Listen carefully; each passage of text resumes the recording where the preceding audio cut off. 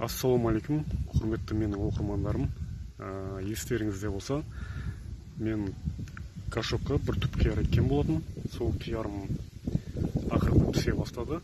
Алғашқы түйіндері, бұл алғашқы түйіндерді жұлып тастайтын боламыз. Себебі келесі түйіндер дұрыс өсуіне көмегі болады. Мінекей мынандай түйіндер пісе бастады, алғашқы түйіндер. Осыларды жұлып тастаймыз. Қалған мынандай түйіндері дұрыс өсу үшін жұлмасақ, бұл біраз сөзін тартып тұра беретін болады. Бисмилля деп жұламыз.